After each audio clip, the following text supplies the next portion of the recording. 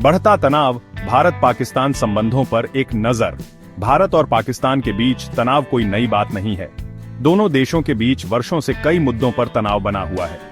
कश्मीर मुद्दा, सीमा पार आतंकवाद और पानी का बंटवारा कुछ ऐसे मुद्दे हैं जो दोनों देशों के रिश्तों में लगातार खटास पैदा करते रहे हैं। हाल के दिनों में पहलगाम आतंकी हमले के बाद यह तनाव और भी बियाज गया है। इस घटना ने दोनों देशों के बीच तनाव को एक नई ऊंचाई पर पहुंचा दिया है। दोनों ओर से कड़े बयान आ रहे हैं और सैन्य गतिविधियां भी आज गई हैं। इस स्थिति में यह समझना जरूरी है कि इस तनाव के पीछे क्या कारण है और आगे क्या हो सकता है। पहलगाम हमला, एक काला दिन।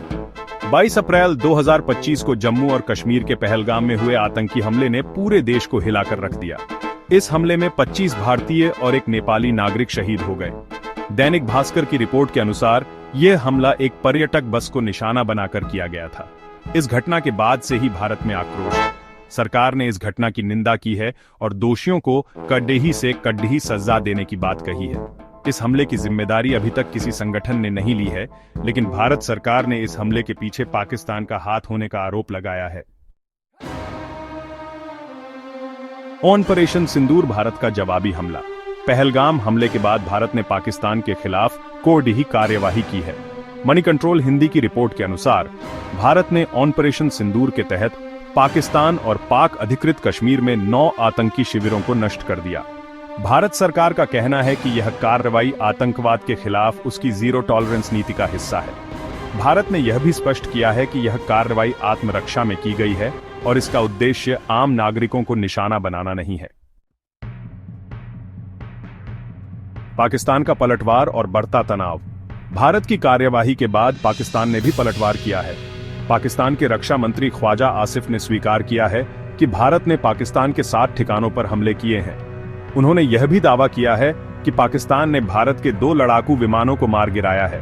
हालांकि भारत ने इस दावे को खारिज कर दिया है। पाकिस्तान ने इस घटना के बाद अपनी सेना को हाई अलर्ट पर रखा है। दोनों देशों के बीच तनाव कम होने का नाम नहीं ले रहा है। इस बीच संयुक्त राष्ट्र सुरक्षा परिषद ने पहलगाम हमले की निंदा की है और दोनों देशों से शांति बनाए रखने की अपील की है। सेक्शन 5, मेजर जनरल ए के सिवाच की चेतावनी। इस बीच मेजर जनरल ए के सिवाच ने पाकिस्तान को KDDD चेतावनी दी है। उन्होंने कहा है कि भारत पाकिस्तान को सबक सिखाने की पूरी क्षमता रखता है। उन्होंने यह भी कहा है कि भारत किसी भी तरह के आतंकी हमले को बर्दाश्त नहीं करेगा। उनके इस बयान से साफ है कि भारत पाकिस्तान से किसी भी तरह की उकसावे की कार्रवाई बर्दाश्त नहीं करेगा। भारत सरकार ने यह भी स्पष्ट कर दिया है कि वह अपनी सुरक्षा के लिए हर संभव कदम उठाएगी। सेक्शन 6, ब्रह्मोस से लैस युद्धपोत और अंतर्राष्ट्रीय प्रतिक्रियाएं। इस बीच रूस भारत को ब्रह्मोस मिसाइलों से लैस एक युद्धपोत तमाल देने जा रहा है। दैनिक भास्कर की रिपोर्ट के अनुसार इस युद्धपोत को 28 मई को भारत को सौंप दिया जाएगा। यह युद्धपोत भारतीय नौसेना की ताकत को और बढ़ाएगा। अंतर्राष्ट्रीय स्तर पर भी इस घटनाक्रम पर प्रतिक्रियाएं आ रही हैं। कतर के अमीर ने आतंकवाद के खिलाफ भारत के साथ एकजुटता दिखाई है। वहीं चीन ने भारत द्वारा पाकिस्तान के राष्ट्रपति को दिए गए बयानों पर चिंता व्यक्त की है।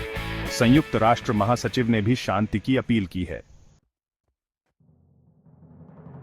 सेक्शन 7, सीमा पर चौकसी और नागरिक सुरक्षा। पहलगाम हमले के बाद से ही भारत ने अपनी सीमाओं पर चौकसी बढ़ा दी है। सीमावर्ती जिलों को हाई अलर्ट पर रखा गया है और नागरिकों को सुरक्षा सावधानियां बरतने की सलाह दी गई है।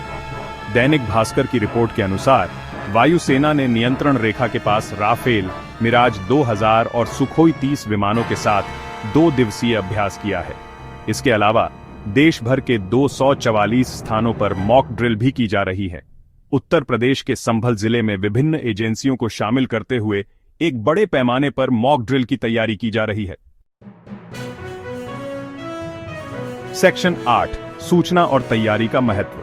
ऐसे तनावपूर्ण समय में यह बेहद जरूरी है कि हम शांत रहें और घबराएं नहीं। हमें सरकार और आधिकारिक स्रोतों से मिलने वाली जानकारी पर ही भरोसा करना चाहिए। अफवाहों और अटकलों से बचना चाहिए। इसके साथ ही हमें किसी भी आपात स्थिति से निपटने के लिए तैयार रहना चाहिए। अपने आसपास के सुरक्षित स्थानों की जानकारी होनी चाहिए और आपातकालीन नंबर हमेशा याद रखने चाहिए। सेक्शन 9 आगे क्या? भारत और पाकिस्तान के बीच तनाव का भविष्य क्या होगा, यह कहना मुश्किल है। दोनों देशों के बीच लंबे समय से तनाव बना हुआ है और इसका कोई आसान समाधान नहीं है। हालांकि ये उम्मीद की जानी चाहिए कि दोनों देश बातचीत के जरिए अपने मतभेदों को सुलझाने का रास्ता निकालेंगे। अंतर्राष्ट्रीय समुदाय को भी इस मामले में रचनात्मक भूमिका निभानी चाहिए।